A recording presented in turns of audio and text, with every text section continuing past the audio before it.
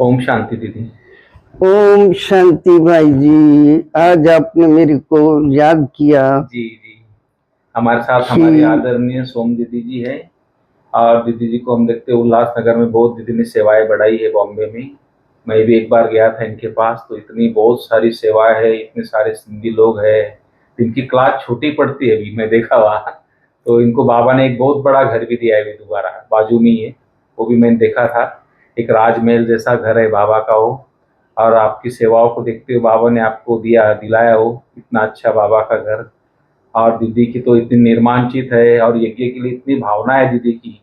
तो हर साल ट्रक भर के दीदी सामान बेचती है मधुबन में, मैं देखता हूँ इतना सामान दीदी बेचते। हर साल नहीं भाई जी, 2-3 मास में ही आ जाता है। 2-3 मास में आ जाता है ट्रक पूरा। 2-3 मास में अभी फिर से आ रहा है। जी जी मेरे बाद में ही लोडिंग हुआ है। जी जी, मैं इधर आ गई और जो पीछे कुमारियां थी उन्होंने सबने लोडिंग करके जी तो आ रहा है। तो बहुत बड़ी सेवा है दीदी। तो आपके लिए आप हमेशा यज्ञ को दीदी आगे रखा है। और दीदी हमारे साकार बाबा के टाइम से है, तो बहुत सारी दीदी के पास अनुभव है बाबा के साथ का, ब्रिजेंद्र दादी के साथ का। तो दीदी हम वो सुनना चाहते थोड़ा आपसे। देखो, मैं तो बिल्कुल छोटे गांव में जन्म लिया जी परंतु मेरा ज्ञान में आने का एक जरिया बना मेरा लौकिक फादर। जी बहुत बहुत ज्ञानी आत्मा थे। जी गुरु ग्रंथ साहब उसके लबों के ऊपर एक एक अक्षर रटा हुआ। जी गीता, कुरान, वो सब पढ़ी लिखी थी। जी तो धार्मिक ख्यालों की थी, परंतु मेरे को बाबा ने अपना बनाना था जी। तो पहले उसको हो अपना बना लिया उसने। अच्छा। ऐसी जी हमारी ये कहानी है। जी जी उसको अपना बना लिया तो जब वो मेन घर का बाती आ गया तो पीछे वालों को फिर कोई रोक ही नहीं सकता। जी तो हमें भी फिर मीठे बाबा ने अपना बनाया। परंतु मेरे को जैसे ही आज मेरे को 2 साल से मेरा लौकिक फादर ज्ञान में चलता था, परंतु हम नहीं उसकी बात को सुनती थी। अच्छा। और ना ही परिवार वालों को सुनने देती थी। अच्छा। और ऐसा था कि इसने सारे संसार देख लिया और अभी हम खेला खाने के लिए, और ये अभी बैठ के बहुत लड़कियां ज्ञान सुनाती है, ये करती है, क्योंकि वो कभी भी किसी बहनों के साथ में, माताओं के साथ बात नहीं करते थे मेरा लौकिक फादर।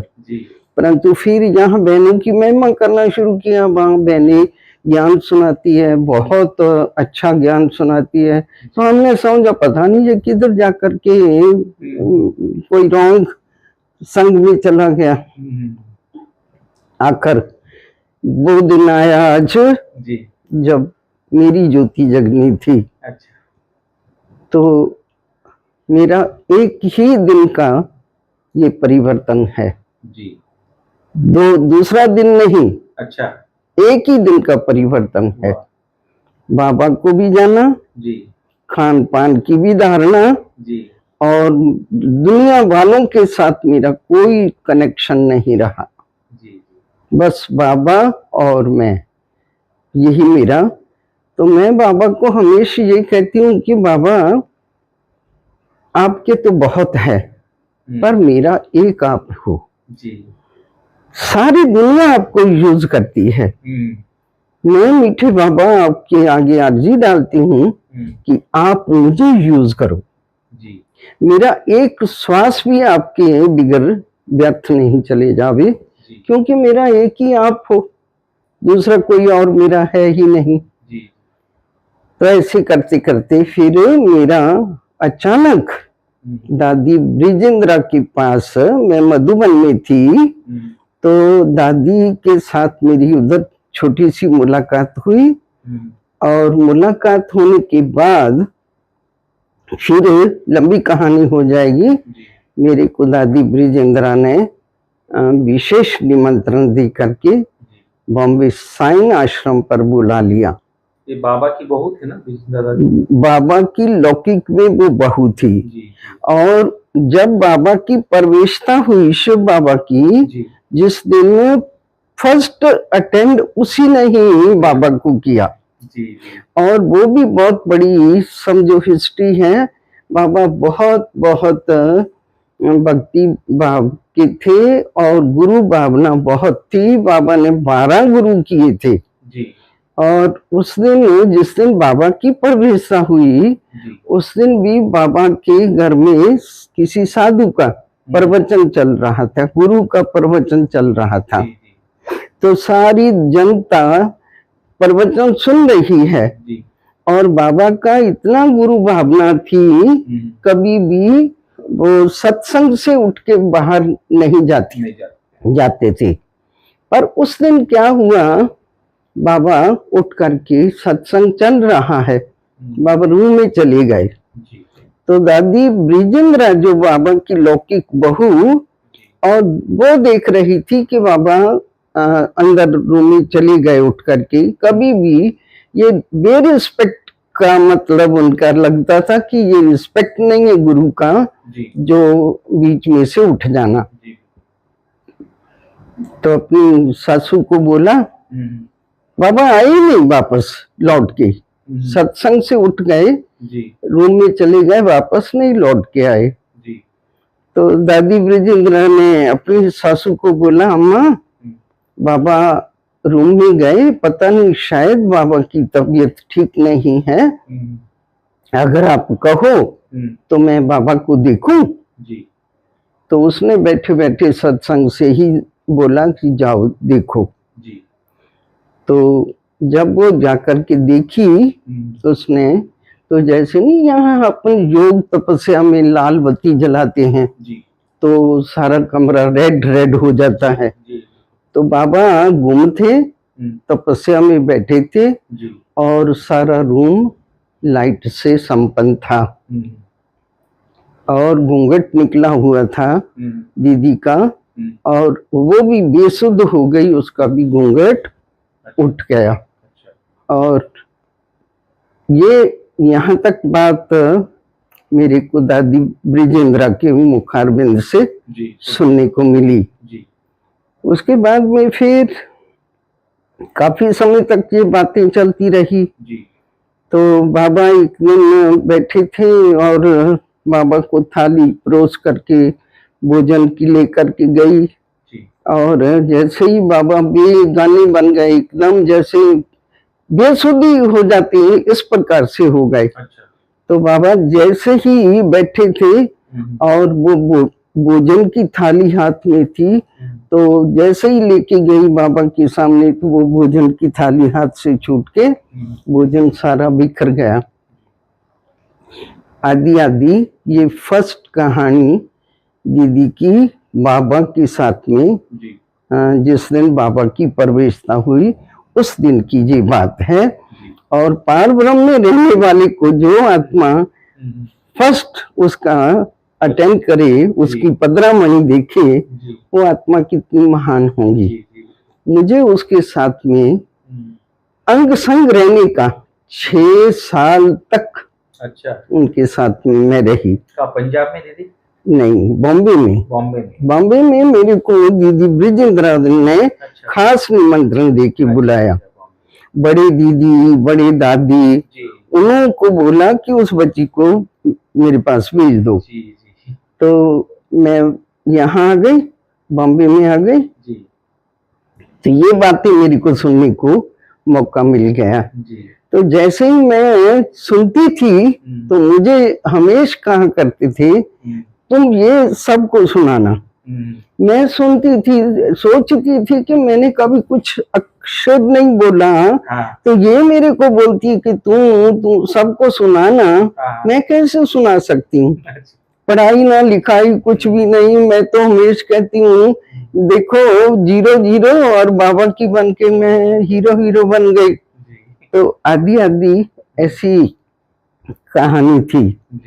तो एक दिन की फिर ये बात है, बाबा का जैसे ही, ये अज्ञान काल की बात है। बाबा के बाहर रूम में बहुत बड़ा एक गार्डन था जिसमें घास बीस लगा हुआ था। तो बाबा रूम से बाहर आए घास में, तो बाबा के पैर को सांप लिपट गया। अच्छा। तो बाबा ने आवाज दिया, बच्ची यहाँ कुछ वायर है क्या? तो उसने अंदर से निकल करके लाइट किया तो बाबा के पैर को सांप लिपटा हुआ था। अच्छा। तो उसने बहुत जोर से आवाज किया, बाबा सांप। बाबा ने कहा शांत, शांत करा दिया। अच्छा। कुछ नहीं बाबा ने बोला। फिर थोड़े समय के बाद ऐसा पैर किया बाबा ने, तो वो सांप नीचे गिर गया, टांग को लिपटा हुआ गिर गया। बाबा को काटा नहीं उसने, सांप ने। उसके बाद वो वहां का वहां ही बैठा रहा, हिला ही नहीं। अच्छा। कुछ नहीं उसने किया। उसके बाद बाबा देखते रहे और सारा परिवार भी देखते रहे कि ये सांप तो हिलता ही नहीं है। और फिर बाबा ने कहा कि सुतार को बुलाओ, बच्चे के लिए रूम बना भी, बॉक्स बना भी, रूम बना भी। तो वो सुतार ने रूम बना दिया जी। रूम बनाया, तब तक वो कौन नागदेव जी वहां बैठे रहे। अच्छा। इधर उधर हिले ही नहीं। फिर बाबा ने कहा कि इसको उस रूम में डाल दो। रूम बन गया, रेती आ गई, रेती बिछाया और उसमें डाल दो। उन्होंने उठा के उसमें डाल दिया। अच्छा। फिर भी वो शांति रहा, कुछ नहीं उसने किया। अच्छा। फिर बाबा ने कहा दूध इस बच्चे को पिलाओ। अच्छा। तो दूध भी नहीं पिया उसने। अच्छा। आखिरी दिन भी जब कुछ भी नहीं उसने किया, फिर कहा बच्चा उदास हो गया, इस बच्चे को जंगल में ले जाओ और इसके दोस्तों के साथ छोड़ के आओ। अच्छा। फिर उस सांप को जंगल में छोड़ के आए। ये मीठे शिव बाबा के रथ की अज्ञान काल की भावना, अज्ञान काल का सांप के साथ खेलना और उसके साथ व्यवहार करना, इस प्रकार से रहा। दीदी सांप की बात पांडव भवन की सुनाते। पांडव भवन तो एक पूरा चारों तरफ जंगल टाइप था जी जी तो जी। कई बार सांप आ जाते तो बाबा उनको उठा के फिर छोड़ता था। हाँ, बाबा ने तो ये आपको बाबा की सांप की बात सुनाई ना जी जी। तो बाबा को तो हमने साकार में देखा कि बाबा एक पंछी से लेकर के जंतु तक, मनुष्यों तक, गाय तक, सबको बच्चे के सिवाय बाबा ने कभी नहीं किसी को बुलाया। बच्चा बच्चा बच्चा बच्चा। हमारे पास में यज्ञ में गाय थी बहुत, जो नीचे नहीं पीछे का दरवाजा भंडारा है और उधर गौशाला थी। तो क्लास पूरा होता था जी। बाबा टोली हाथ से खिलाते थे और जैसे क्लास पूरा होता था तो बाबा टोली वाली को बोलते थे चलो बच्चे लाओ टोली। ऐसे तोतली भाषा में बाबा बात करते थे। टोली आ जाती थी, सबको बाबा अपने हाथ से टोली खिलाते थे और फिर बाबा कहते थे जाओ बच्चियां, गायें हमारी बच्चियां बहुत अच्छी हैं, उनको भी टोली खिला के आओ। गाय को भी बाबा टोली खिलाते थे। इतना बाबा का जंतु से लेकर के, सांप तो जंतु हो गया ना, और पंछी की भी बात आपको सुनाती हूँ। एक दिन क्या हुआ, जो बाबा की झोंपड़ी है, पहले झोंपड़ी ऐसी नहीं थी जैसे अभी है। सिंपल थी वो। सिंपल भी सिंपल, ऐसी सिंपल खजूर का पत्ता देखा है ना अपने खजूर के पेड़ के, खजूर का पेड़ का पत्ता इतना इतना समझो दूर, इधर से भी उसकी वो पंखड़ियां आवे, इधर से भी पंखड़ियां आवे। अच्छा। यहाँ ऐसे उसको लगा के और उसका चारों तरफ से बाउंड्री थी। अच्छा। और उधर बाबा पर्सनल मुलाकात करते थे। अच्छा। और बाबा नाश्ता करके वहां चले जाते थे जी। तो एक मैना तोता जिसको कहते हैं पंछी, बाबा से रोज मुलाकात करने आती थी वो। तो एक दिन लच्छू पता नहीं किस लिए नहीं गई, बाबा मतलब बाबा नहीं गए उस दिन वहां नाश्ते के बाद में।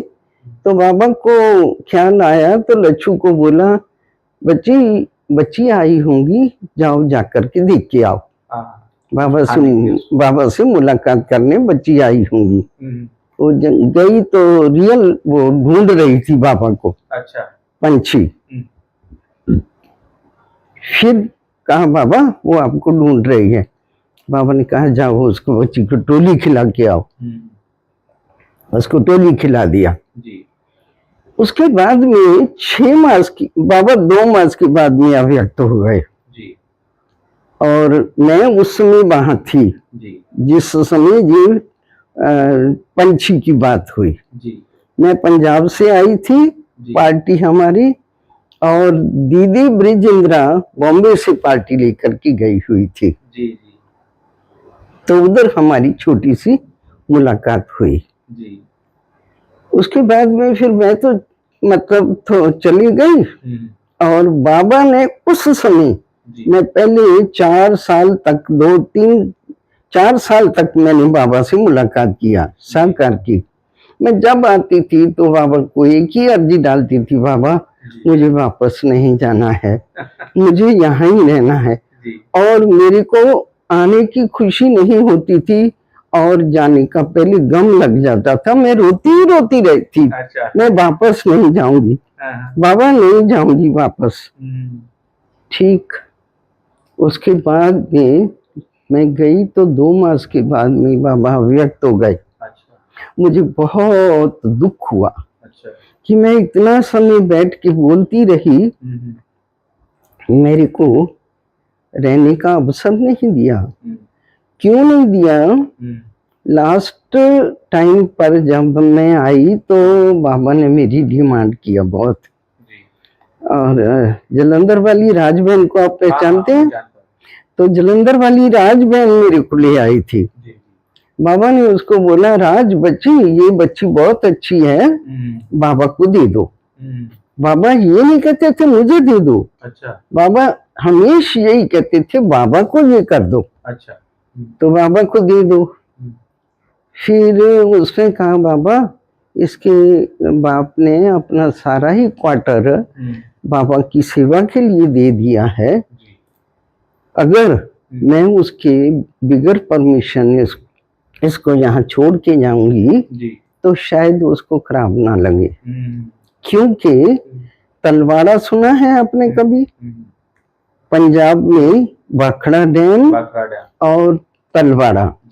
भाखड़ा डैम भी मेरे लौकिक फादर के हस्तों से बना।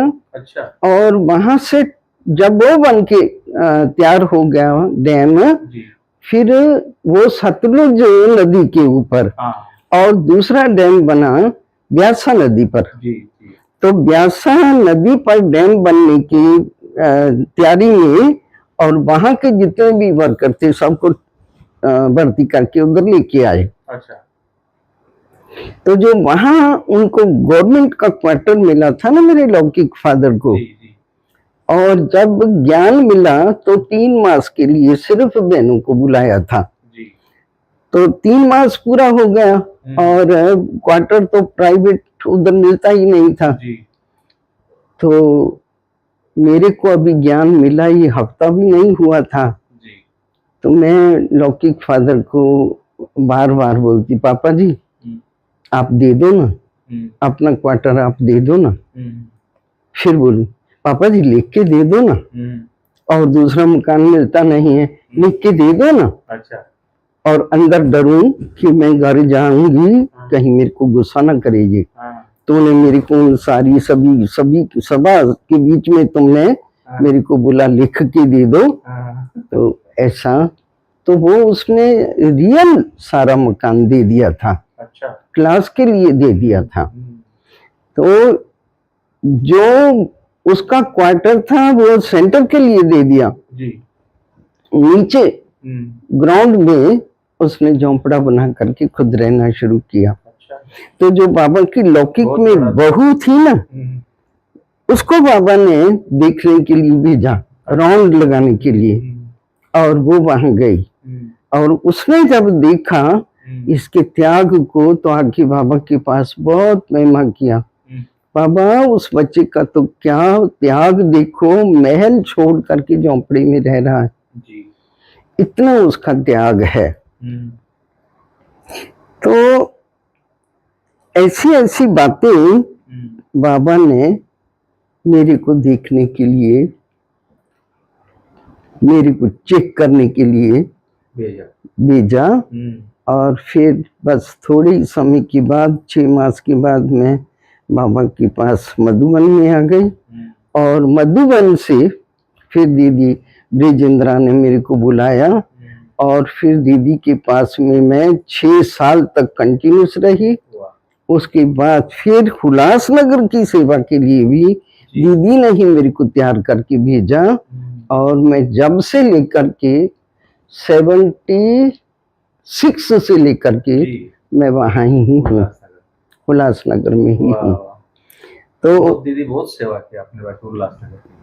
अभी बहुत सेवा मैंने ही किया, वो तो करण करावण हार स्वामी बाबा है, कोई भी नहीं कर सकता। अगर बाबा को अपनी सेवा लेनी है तो भक्ति मार्ग में तो पत्थरों से भी उसने सेवाएं करवाई। हम तो फिर भी उसके बच्चे हैं। दीदी, ये जो हॉस्पिटल दिया है ट्रॉमा के बाजू में शुरू में तो आपकी कोई लौकिक वालों का है? वो मेरे लौकिक फादर और मेरे लौकिक छोटे भाई का है। अच्छा। पर मैंने बनाई है वो बिल्डिंग। हाँ, क्योंकि आप आए थे ओपनिंग में, मेरे देखा, मैं खड़ी ही होके मैंने ही उसको बनाया। वो जो पंछी की बात मेरी अधूरी रह गई। फिर क्या हुआ, मैं तो वहां चली गई, और फिर थोड़े समय के बाद में, 6 मास के बाद में, मैं फिर से मधुबन में आई। तो मेरा सारा परिवार था, वो सब वापस लौट गए, और मैं जयपुर में मेरे को दीदी ने, बड़े दीदी ने भेजा। अच्छा। बड़े दीदी ने भी नहीं भेजा, बड़े बाबा ने ही समझो भेजा। जब सहकर में बाबा थे तो बाबा ने बोला राज बच्ची को, बच्ची ये बच्ची को दे दे, बाबा इसको लखनऊ भेज देंगे। अच्छा। बाबा पटना भेज देंगे। अच्छा। बाबा जयपुर भेज देंगे। ये बच्ची बहुत अच्छी है। ये बच्ची बहुत अच्छा सेंटर संभाल सकती है। परंतु उसने मेरे बाप की मतलब स्थिति खराब ना हो जावे, इसलिए तो बाबा से मेरी छुट्टी लेके फिर 6 मास के बाद में मैं फिर से जब आई, तो फिर जयपुर में तो रही, मेरे को उधर अच्छा नहीं लगा, मैं फिर मधुबन में आ गई। मधुबन में ही थी। तो इतने में 1 साल पूरा हो गया। 18 जनवरी का दिन आ गया। 18 जनवरी के दिन हिस्ट्री हॉल तो पता ही है आपको कि संदलियां कहाँ होती थी, 3 संदली पड़ी होती थी, और पीछे अभी तो वो पीछे का दरवाजा बंद कर दिया, खिड़की बना दिया, पहले दरवाजा होता था वहां। तो मैं दरवाजे के पास बैठी थी, और बाबा अव्यक्त में यहाँ थे। तो बाबा ने मुझे बुलाया, मैं बहुत डर गई, और बड़े दीदी बहुत स्ट्रिक्ट थे। फिर मैं उठी गई, फिर से बाबा ने बुलाया, फिर मैं उठ के आई। तो मैं जैसे फ्रिज जो पड़ी है ना, ऐसे बाबा यहाँ बैठे हैं, मैं फ्रिज में वो उधर बैठ गई। बाबा ने कहा ऊपर आओ, मैं ऊपर भी नहीं आई। फिर बाबा ने जैसे छोटे बच्चे को नहीं उंगली से पकड़ के साथ में बिठा लिया। तो ऐसे करते बाबा ने बहुत प्यार मेरे को दिया। और एक गुरु ग्रंथ साहब में श्लोक है, और वो उसमें श्लोक तो अभी मेरे को याद करना पड़ेगा। उसमें है कि साथ बैठ करके, साथ बैठने का है, और शोभिए उसके साथ बैठने का। मैं वो अनुभव करती हूँ कि वो मैं ही हूँ जिसको बाबा ने साथ बिठाया संदल पर। उसके बाद में फिर जो ये बात हुई ना कि पंछी का क्या हुआ, तो 6 मास के बाद में फिर 18 जनवरी के दिन सुबह 5 बजे फुल क्लास भरी हुई है। तो वो पंछी जैसे ये दरवाजा उधर दूसरे साइड का दरवाजा है, तो सारी दादियां ऐसे गोल चक्कर में बैठी थी और सारा हॉल भी भरा हुआ था। वो पंछी उस दरवाजे से आया और बैठी, एक एक दादी की दृष्टि लिया। उस पंछी ने बिल्कुल नहीं डरा। और उसके बाद में फिर जब देखते रहे, सब दादियां देखती रही, तो दादियों को, दीदी को याद आया कि ये वही मैना है जो बाबा से मुलाकात करने आती थी। तो दीदी ने कहा कि इसको टोली खिलाओ। तो लेने के लिए गई टोली लाके उसको दिया, उसने नहीं खाई टोली। फिर दीदी को ख्याल आया कि आज जो 18 जनवरी के दिन भोग लगता है वो दूध और फल का ही भोग होता है, तो इसको फल खिलाओ। फिर फल लेके आए और काट के उसको खिलाया, उसने फल खाया पंछी ने, उसने। ये उस पंछी की कहानी। और 2 लाइन के अंदर, पहले इसमें और फिर दूसरे रूम में, बीच में वो पंछी घूमता रहा। अच्छा। ये वो मैना, ये हमारा आंखों देखा हाल है। तो ये है भगवान की दृष्टि जीव जंतु के ऊपर भी पड़ी, वो भी बाबा के बच्चे ही रहे। बच्चे बच्चे बच्चे बच्चे कह करके बाबा ने सबको पुकारा।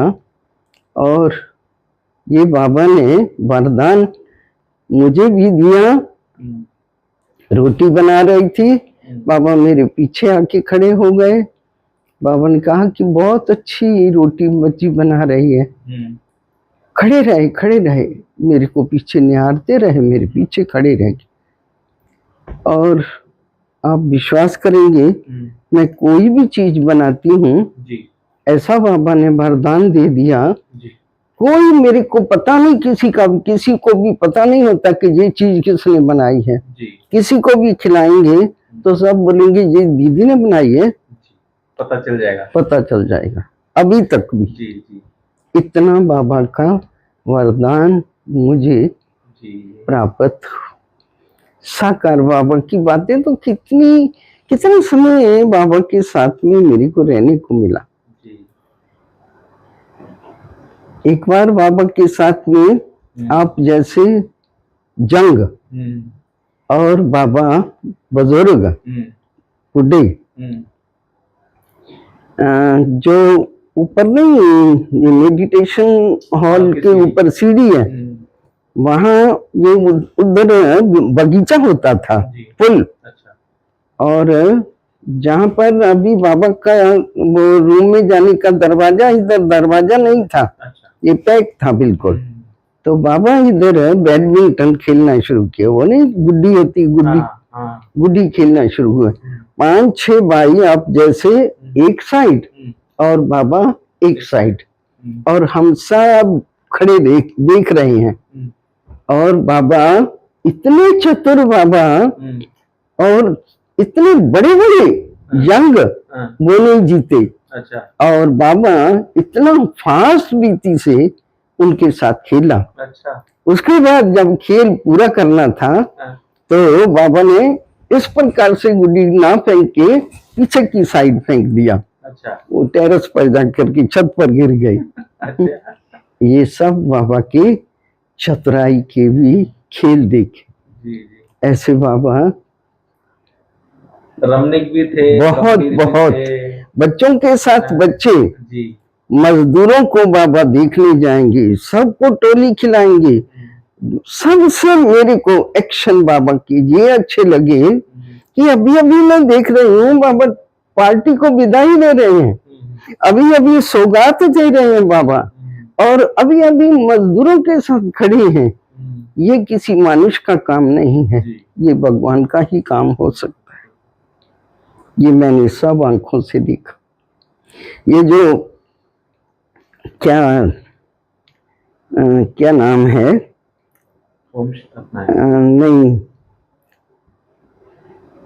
जो विशाल भवन के ऊपर मकान है, एरोप्लेन। एरोप्लेन, एरोप्लेन एरोप्लेन उस समय बन रहा था। जी जी और उस समय बाबा उधर एरोप्लेन के जो बनते मजदूर जी उनके पास खड़े।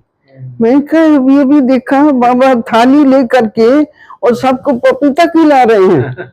और अभी अभी देखो तो एरोप्लेन में बाबा मजदूरों के साथ खड़े हैं। ये बाबा की हमने एक्शन, बिल्कुल। बहुत सी बातें एक्टिविटी बाबा की देखी, पर दीदी आप तो पूरा हमको बाबा के साथ का अनुभव करा दे, इतना आपने बढ़िया सुनाया और हम तो वहां पहुंच गए थे जैसे आपने सब बातें सुनाई। बहुत अच्छा लगा दीदी, बहुत बहुत थैंक्स, इतना टाइम आपने दिया। मेरे को, मैं कहूंगी कि मेरा खुशकिस्मत जी जो मुझे बाबा की बातें सुनाने का। नहीं, मैं 2 दिन से सोच रहा था आपसे बात करें, लेकिन आप इतना बिजी शेड्यूल था आप लोगों का। जी कंटिन्यू जी मीटिंग में मैंने कहा भाई इतना थक के आते फिर कैसे बात करें। कुछ आज बात देखा नहीं, जो सेवा की बात हो गई तो ये तो सेवा है ना। सेवा जी। तो थैंक यू दीदी, बहुत बहुत ठीक, थैंक्स आपका। ओम शांति।